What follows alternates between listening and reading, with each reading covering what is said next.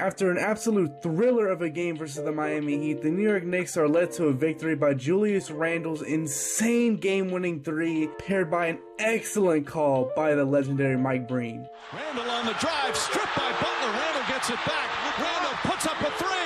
Bang! Bang! Randle, against the incredible Miami Heat defense, put up a 43-point game, 9 rebounds, and knocked down 8 threes and shot an incredible 80% true shooting percentage. This game was just back and forth all the time. We didn't really know who was going to win, and by the literal last second, was Julius Randle came in clutch, knocking down a crazy three-pointer to win the game. The New York Knicks have now stretched their win streak to 8 wins in a row and now are 8-0 since acquiring Josh Hart, who has been great in his own right, being the star in his role. Hart doing really a little bit of everything since coming to New York with his, ability to just hustle for the ball. It has a knack for the ball all the time, especially on defense. He'll, full court press you or something. Josh Hart just been incredible for the New York Knicks and has really found himself offensively again as well. Jalen Brunson has also been one of the top point guards in the entire league and has an argument to be a top 3 point guard in the East, is one of the clutchest players in the entire league, being second in total clutch points scored, shooting 50, 40, 80 shooting splits as well in clutch time. His season stats also being 24 points per game, 6 assists per game, and a true shooting percentage of 59%, shooting a clean 49, 41, 83 shooting splits. Jalen Brunson has also been, from what I've seen when I watch Knicks games, a pretty good defender, especially for him being undersized. He definitely goes out there and gives it his all on that side of the court, which a lot of guards nowadays don't really do. Julius Randle's also had himself an incredible season, having himself a better year than his MIP year just a couple seasons back. He's averaging 25 points per game, 10 rebounds per game, 4 assists per game, shooting with great efficiency, just like Jalen Brunson is shooting 59% from true shooting percentage, and is really locked in what the Knicks want to do, unlike last season, which was really a train wreck of a year, but now seems more rejuvenated and really wants to win in New York. And during the Heat broadcast, they mentioned that this duo of Brunson and Randle is the highest scoring duo in Knicks history since the 60s. Yes, you heard me correctly, the highest scoring duo since the 60s.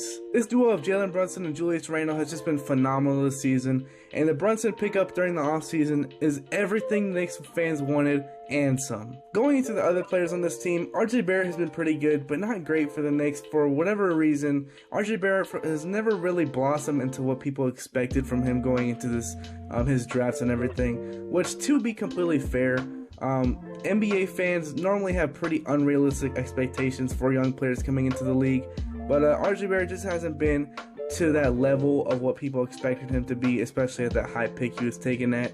But RJ Barrett hasn't been bad either by any means.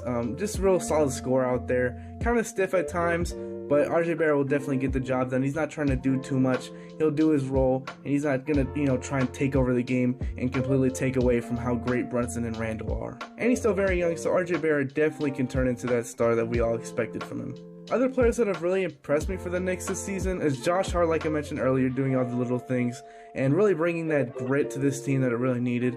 And always been a fan of Mitchell Robinson as well. He's never really been able to stay healthy, and when he's gotten healthy, he got injured again, and it's never been really a smooth ride for Mitchell Robinson. But this year, I really like what I've seen from Mitchell Robinson, really growing and fleshing out his game, especially on defensive end, like we all know he has. I've also really liked what I've seen from Quentin Grimes this year. Really nice sophomore season for him, shooting the ball great and also pretty good defensively as well. Emmanuel quickly doing his thing, kind of playing that energetic, quick point guard type of role, kind of like a Tyrese Maxey type of thing, where he's just out there, raw scorer. He'll go out there, put up 25 in 2 quarters or something. Like, Emmanuel quickly definitely has a quick trigger on him, and he can get offenses going very fast, especially when your offense might be, stagnant at times. Obi Toppin has also been very good in transition, like we all know, as, his insane athleticism, but also developing outside of just that dunker type role.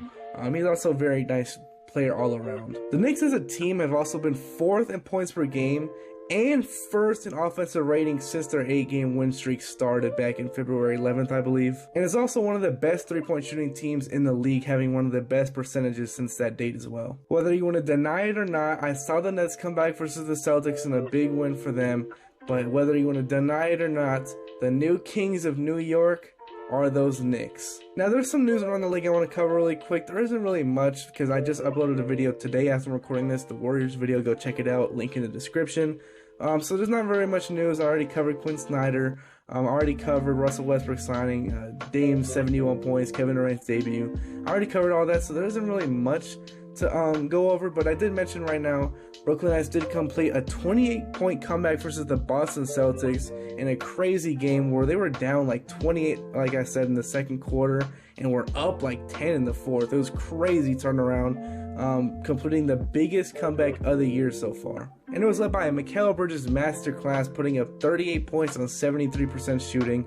I love what Mikal Bridges has done over there in Brooklyn, just really fleshing out his offensive game, which you never really saw with Devin Booker, Chris Paul, DeAndre Ayton, and all those guys alongside him in Phoenix. And of course, he has that lockdown defense paired alongside his 38-piece. What more can you ask from a player like him? The Clippers and Mavs have also been struggling as of late. I've decided not to make a whole complete video on each team because I want to see how they'll work throughout the season. There's still very small amount of games left, so that time where you have to gel with each other and everything, it's getting smaller and smaller to the point where you don't have that time. You need to win now, but I'm going to give them just a little bit more time before I get really worried. But when the Luka and Kyrie duo are on the court together, they are 2-4, and the Clippers, after tonight's loss versus the Kings, are 0-5 since the Russell Westbrook signing. And I'm not saying Westbrook is the reason for this 5-game losing streak. I'm just using that point of reference. When they signed him, they have yet to win a game with him on the team. Pretty rough. And there was a post going around on Instagram and Twitter and everything where Westbrook has lost like so many games the past couple weeks of his NBA career. Going back to the time where he was with the Lakers, he has not won many games lately, and is still yet to change with today's loss versus the Kings. But after this loss versus the Kings, with the Timberwolves also winning versus the Lakers, the Clippers have dropped from the 4th seed that they were a couple games ago to the 8th seed, battling to even stay in the play-in at this point with, I believe it's the Pelicans and Jazz right below them. And this is really getting to a point where it's getting pretty worrisome for the Clippers, especially when you have championship aspirations.